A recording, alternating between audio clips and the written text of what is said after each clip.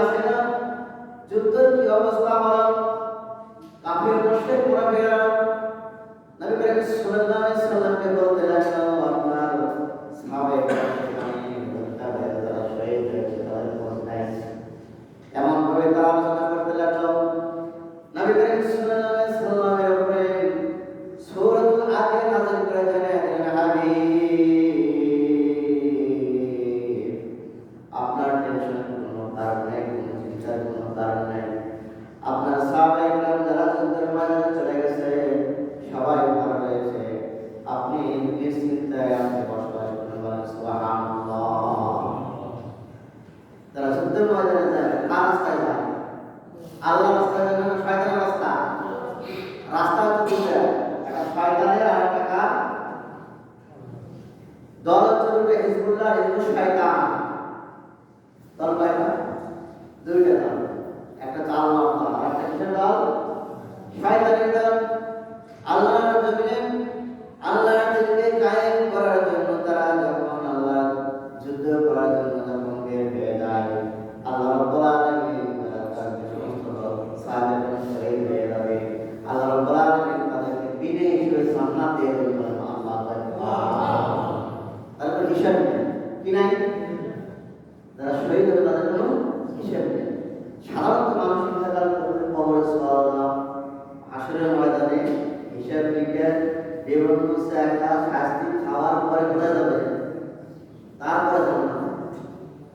আর একমাত্র আল্লাহর জমিনে আল্লাহর দিনকে কায়েম করার জন্য যারা জিহাদের ময়দানে যায়, নিজের জীবনটা আল্লাহর জমিনের মধ্যে ঢেলে দেবে, আল্লাহ রাব্বুল আলামিন বলেছেন তাদেরকে আমি বিনা হিসেবে জান্নাত দিয়ে দেব। আল্লাহু আকবার। এত সুসংবাদ দিয়ে দিলেন আল্লাহ। ঘর সম্পর্কে আল্লাহ রাব্বুল আলামিন বলেছেন প্রথম আয়াতে কারিমে, আল্লাহ রাব্বুল আলামিন বলেছেন ওয়াল আদিয়াতি দবহা। পাঁচটি ঘোড়ার বিষয়ে আল্লাহ রাব্বুল আলামিন এখানে শপথ করলেন। কয়টি বিষয়? পাঁচটি ঘোড়ার গুণের বিষয়ে আল্লাহ শপথ করলেন। এত গুরুত্ব দিলেন ঘোড়ার প্রতি। ওয়াল আদিয়াতি দবহা, দবহা এমন একটা ঘোড়া যে ঘোড়ার গতি এত দ্রুতগতি সম্পন্ন হবে, যেমন দ্রুতগতি যাইতে যাইতে ঘোড়াটা নিঃশ্বাস নেয়, হাঁপায় না। অনেকে আমরা দৌড়ে একটু নিঃশ্বাসটা ফেলায় জোরে জোরে ক্লান্ত অবস্থায় হয় কিনা?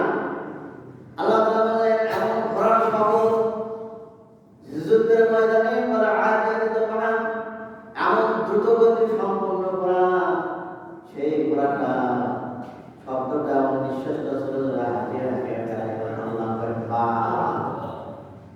শপথ করেন কার? ঘোড়ার শপথ। কার শপথ?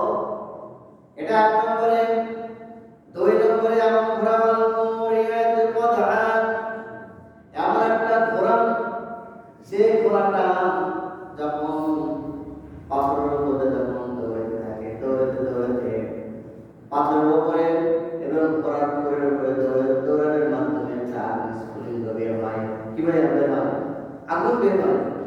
আল্লাহ তাআলা বর্ণনা করছেন যুদ্ধের ময়দানে যেতে যে ঘোড়াটা দৌড়াতে দৌড়াতে খুরের আঘাতে পাথরের আঘাতে যার কি বের হয়? আগুন বের হয়। এমন ঘোড়ার শপথ কে বলছে? আল্লাহু আকবার। এরপরে তিন নম্বর আল্লাহ তাআলা শপথ খাইলেন ফাল মুগীরাতি সুবহা, এমন ঘোড়া যে সমস্ত ঘোড়ার বাহিনীটা সর্বপ্রথমে ভোরবেলায় ফজরের আগে তারা বের হয়ে যায় এবং যুদ্ধের ময়দানে। আল্লাহু আকবার। কারণ নবী করিম সাল্লাল্লাহু আলাইহি সাল্লাম যখন যুদ্ধের ময়দানে চলে যেতেন এবং সাহাবাদেরকে বলতেন দেখো তো ফজরের আযান হয়েছে কিনা। যে এলাকায় ফজরের আযান হতো বুঝতে পারতো এখানে যুদ্ধ করার প্রয়োজন নাই, কারণ এটা মুসলমান আছে। এবং ফজরের সময় ভোরবেলা আক্রমণ করতো, তার বলে সেই সময় আক্রমণ করলে ইহুদি মুশরিকদের কি করা হতো? রাতে বিজয় লাভ করতো। সুবহানাল্লাহ। এই জন্য বলেন ফাল মুগীরাতি সুবহা, সকালবেলা ভোরবেলা যে ঘোড়াটা আল্লাহর জমিন আল্লাহর দিনকে কায়েম করার জন্য শত্রু বাহিনীর উপরে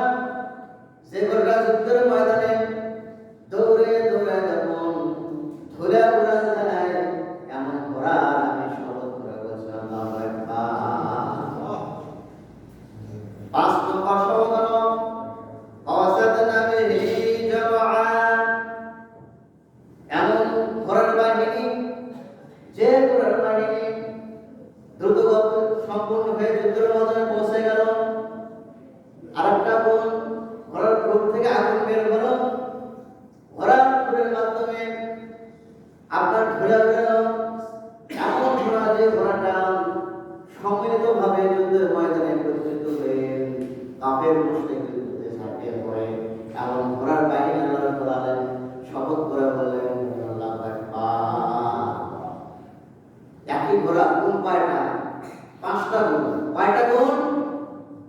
5টা গুণের বর্ণনা করলেন আল্লাহ রাব্বুল আলামিন তার হাবিবকে জানিয়ে দিলেন, হাবিব এমন একটা ঘোড়া বাহিনী আপনার উম্মতদেরকে আমি নাযিল করেছি এই সূরার মাধ্যমে, যে সূরা তেলাওয়াত করলে বুঝতে পারলে দুনিয়াটা কি করবে? কল্যাণকর হবে, আখিরাতেও জাহান্নাম থেকে মুক্তি পাবে। বলেন সুবহানাল্লাহ। সবাই তো উপস্থিতি, নবী করিম সাল্লাল্লাহু আলাইহি সাল্লামের যুগে যতগুলো যুদ্ধ হয়েছিল সমস্ত যুদ্ধের ক্ষেত্রে ঘোড়া ব্যবহার হয়েছে। শুধু তাই নয়, আল্লাহ রাব্বুল আলামিন একটা নিয়ামত দান করলেন তার হাবিবকে। ঘোড়া যখন আল্লাহ রাব্বুল আলামিন সৃষ্টি করবেন, ঘোড়া সৃষ্টি করার পূর্বে মুহূর্তে যখন বাতাসকে বলল, বাতাস তোমার মধ্য থেকে আমি ঘোড়া তৈরি করতে চাই। বাতাস বলল, রাব্বুল আলামিন আপনি তৈরি করুন। আল্লাহ রাব্বুল আলামিন কোন ফায়দা করার সঙ্গে সঙ্গে বাতাস থেকে ঘোড়া তৈরি করলো। বাতাস থেকে ঘোড়া তৈরি করার সঙ্গে সঙ্গে ফেরেশতারা জিজ্ঞাসা করলো, ইয়া আল্লাহ তাআলা রব্বুল আলামিন এত সুন্দর প্রাণী, দেখতে খুব সুন্দর। আল্লাহ রাব্বুল আলামিন বললেন, আমার হাবিবের জন্য, উম্মতে মুহাম্মাদের জন্য, সারা পৃথিবীর মানুষের জন্য আমি নিয়ামত স্বরূপ হিসেবে এই ঘোড়াকে আমি তৈরি করেছি। আল্লাহু আকবার। সমাজে উপস্থিতি, তৎকালীন সময়ে ঘোড়া ছাড়া যুদ্ধ হতো না। এখন যেমন ডিজিটাল যুগে ঘোড়ার কোনো প্রয়োজন নেই। বিভিন্ন আগ্নেয়াস্ত্র, বোমা এবং সেনাবাহিনী বিভিন্ন ক্যাটাগরির অস্ত্র বের হয়েছে। মানুষ এখান থেকে কম্পিউটারে আপনার রিমোটের মাধ্যমে আপনার প্লেনটাকে যুদ্ধ করা যায়। আপনি এখানে বসে থাকবে, বাংলাদেশে বসে থাকবেন, এখানে মানুষ লাগবে না, আপনার রিমোটটা টিপলে প্লেনটা চলে যাবে। পাইলটও লাগে না। এমন ড্রোন রয়েছে, এমন প্লেন রয়েছে, বিভিন্ন আগ্নেয়াস্ত্র রয়েছে, বিভিন্ন এই সমস্ত যুদ্ধ ক্যাটাগরি বিমানগুলো তৎকালীন সময়ে ছিল না। সময় দেব বসে হযরত আদম আলাইহিস সালামকে যখন সৃষ্টি করলেন, আদম আলাইহিস সালামকে সৃষ্টি করে যখন সমস্ত প্রাণীগুলো যখন উপস্থিত করা হলো, আল্লাহ রাব্বুল আলামিন বলেন, আদম তোমার কোন প্রাণীকে তোমার ইচ্ছা তুমি গ্রহণ করতে পারো। আদম আলাইহিস সালাম সর্বপ্রথমে ঘোড়াকে উপহার হিসেবে গ্রহণ করলেন। আল্লাহু আকবার। এমন একটা প্রাণী আল্লাহ রাব্বুল আলামিন সৃষ্টি করলেন, যে প্রাণীর মাধ্যমে আল্লাহ তাআলা জান্নাতে কোনো ব্যক্তি যখন জান্নাতে চলে যাবে, জান্নাতে যাওয়ার পর আমরা ঘোড়া আল্লাহ পাক তাকে উপহার দেবে জান্নাতে। ঘোড়ার উপরে বসে জান্নাতের এক প্রান্ত থেকে আরেক প্রান্ত ঘোড়ার উপরে উড়া দিতে বলে সুবহানাল্লাহ।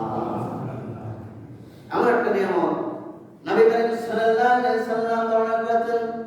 সহিহ বুখারীর মধ্যে রয়েছে, ওয়া আবি হুরায়রা রাদিয়াল্লাহু তাআলা আনহু قال قال رسول الله صلى الله عليه وسلم الخيل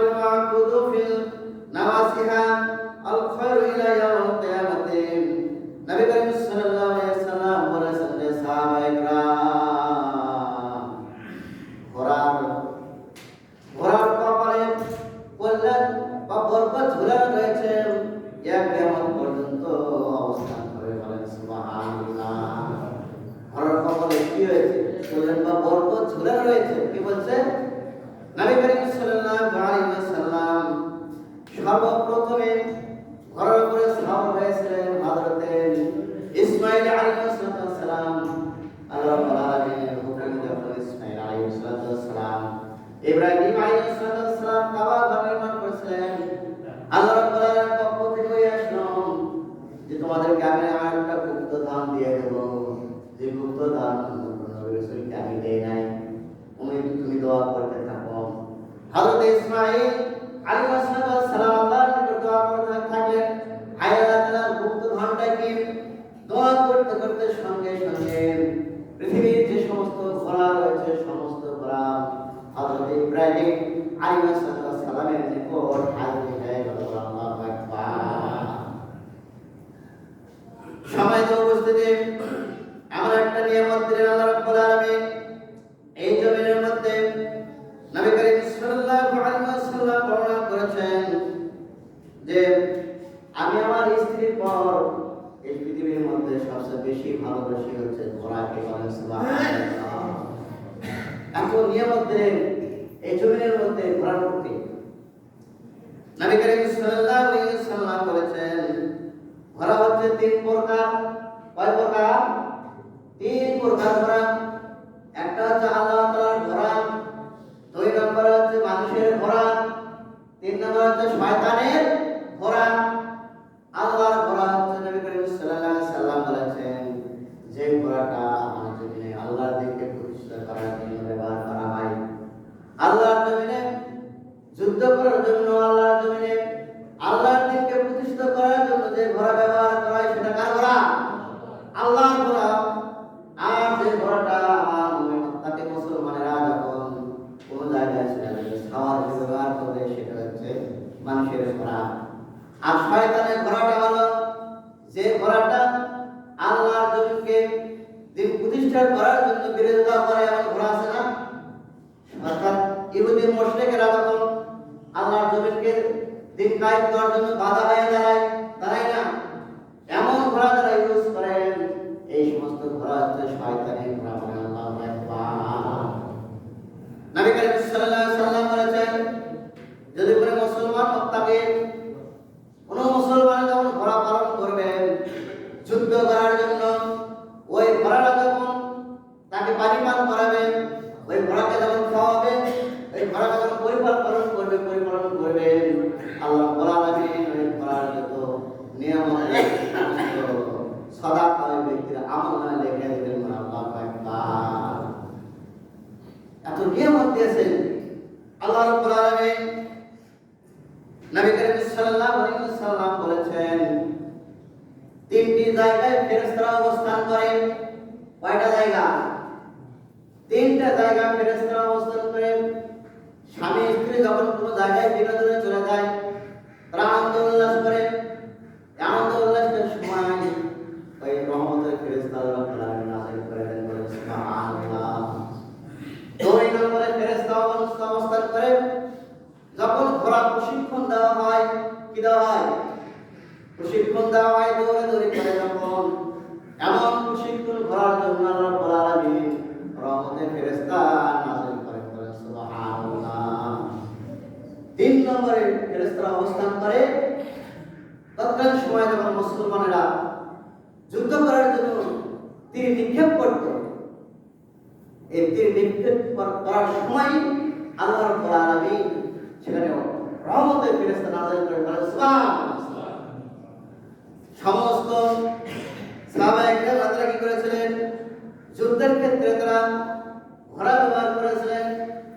একবার নবী করিম সাল্লাল্লাহু আলাইহি ওয়াসাল্লামের নেতৃত্বে যখন 300 সাহাবায়ে কেরাম ঘোড়া সাওয়ার দেন দামেস্কে যখন সিরিয়ায় চলে যাবে ইসলামের রাষ্ট্র কায়েম করার জন্য, দিন প্রতিষ্ঠিত করার জন্য, কিন্তু দামেস্কে যাওয়ার আগে একটা টাইগ্রিস নদী পেয়ে গেল। কি নদী?